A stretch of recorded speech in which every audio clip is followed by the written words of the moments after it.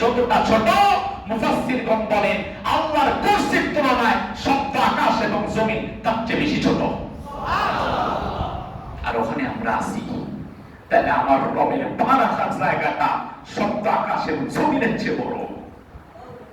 এটা যদি হয় কুরসির আয়তন, তাইলে আরশ কত বড়। কুরসি তো আল্লাহ পা রাখার জায়গা, আর রহমান আলাল আরশ ইস্তাওয়া, আর আমার দয়াময় রহমান তিনি তো আরশে সমাসীন। আরশ কত বড়, এবার এটা হাদিস থেকে আবার দেখেন। আল্লাহর হাবিব হাদিসের মধ্যে বলেন আরশ কতটা ছোট, মাল কুরসিয়্যু ফিল আরশি ইল্লা কাহালকাতিন মুলকাতিন ফি ফানাতিন মিনাল আরশ। আরশ হচ্ছে আবার আগের হিসাবে চলে যাও, গোটা জমিন আসমানের তুলনায় আল্লাহর পা রাখার জায়গা কুরসি যত বড়, আবার আল্লাহর কুরসির তুলনায় আল্লাহর আরশ তত বড়।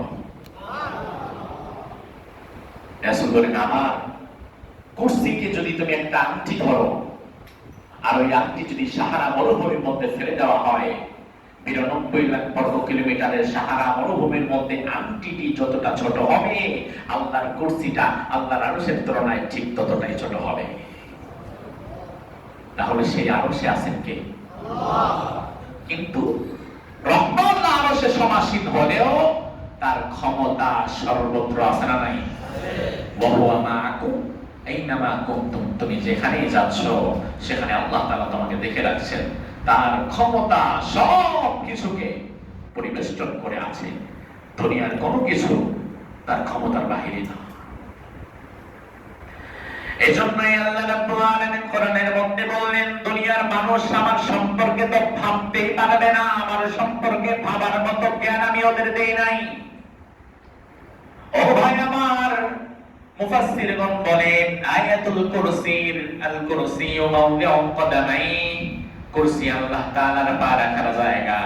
ওই পা রাখার জায়গাটা আকাশ এবং জমিন সব কিছুকে যদি আপনি একটা আংটির মতো ধরেন, তাইলে আল্লাহর কুরসি হচ্ছে ওই আংটিটা সাহারা মরুভূমির মধ্যে যতটা, আল্লাহর কুরসি হচ্ছে ততটা।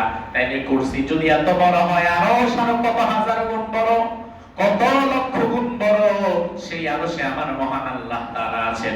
এজন্য আল্লাহ তাআলা কোরআনের মধ্যে বললেন ওয়া মা কাদারুল্লাহা হাক্কা কাদরিহি ওয়াল আরদু জামিআন কবদাতুহু ইয়াওমাল কিয়ামাতি ওয়াস সামাওয়াতু মাতওয়িয়াতুম বিয়ামিনি। দুনিয়ার মানুষ আমার কদর জানে না, দুনিয়ার মানুষ আমি আল্লাহ তাআলার শক্তি ক্ষমতা সম্পর্কে কিছু